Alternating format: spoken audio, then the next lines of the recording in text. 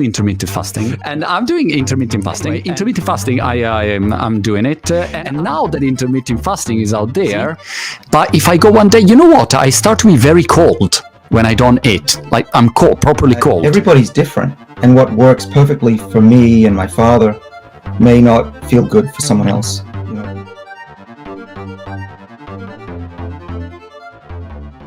Interested at all about aging when I was, in my 20s. I thought, yeah, who cares?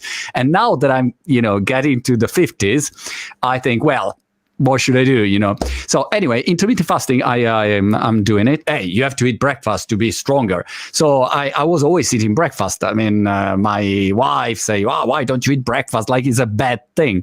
And now that intermittent fasting is out there, so I'm happy to see that it's not only in my head or my habit, but has got a scientific reason. But why does it work? This is what I don't understand. Oh, well, we know quite a lot about that. Our body just relaxes when there's no threats.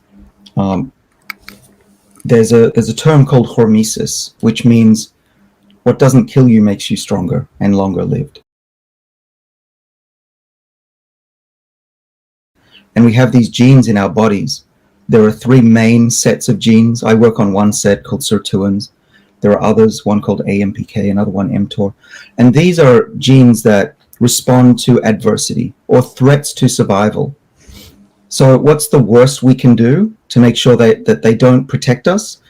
Sit down, eat a lot of food, don't lift anything heavy, don't eat foods that are from stressed plants, because plants, when they are also under adversity, we think they signal our body with molecules like resveratrol from red wine.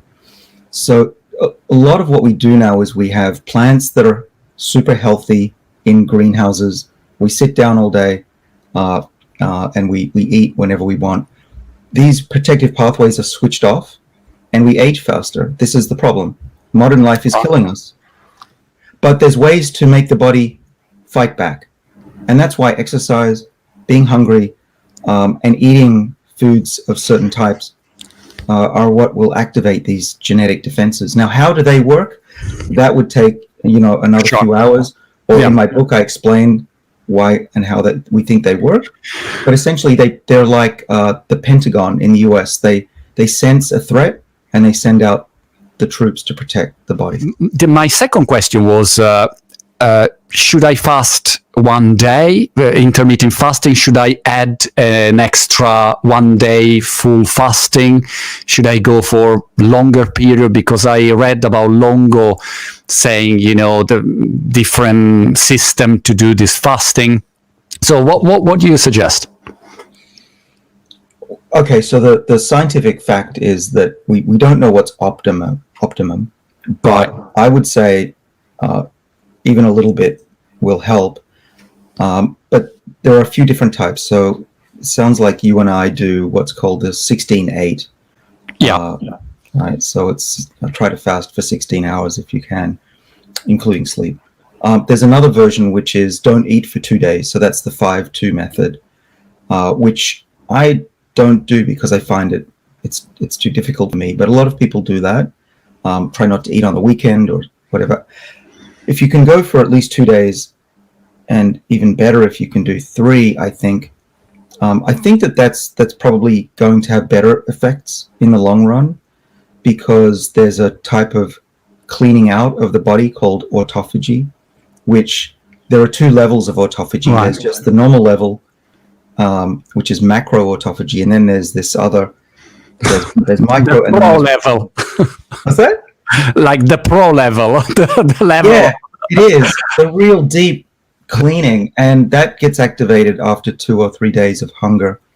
And so, yeah, you and I don't know if you've gone for 2 days. Have you tried going for longer? No, 2 days, no. It's out of my pay grade, I think, above my pay grade. But I try 1 day. It's hard. Intermittent, just 16-8, easy. But if I go 1 day, you know what? I start to be very cold when I don't eat. Like I'm cold, properly cold. So I don't know. Yeah, that's a symptom of this. We drink some hot tea or whatever, but I'm with you. I find it's hard to go for longer. There's there's a doctor here in the US, Peter Attia. Sounds Italian to me. He goes sometimes for a week without eating, probably four times a year, something like that. And I think that would be great if you could do it. Got it. And so there's different levels. But the bottom line with my book is, what I say is, don't give up on anything. Right? Try it a little bit. And often these things, you have to get used to it. Initially, if you try to skip breakfast and lunch, you will feel like it's too much. So to start with a little bit, every other day, try to have a small breakfast if you are used to it. But the other thing that's important is that everybody's different, and what works perfectly for me and my father may not feel good for someone else. My wife needs to have breakfast every day. She's German, but dinner for her is not as important. And so you could vary how you do your fasting. That's a good point. If my wife doesn't eat breakfast, she will kill me. So I prefer that she eat breakfast, but I prefer to live, But I agree, it's different. Everyone different.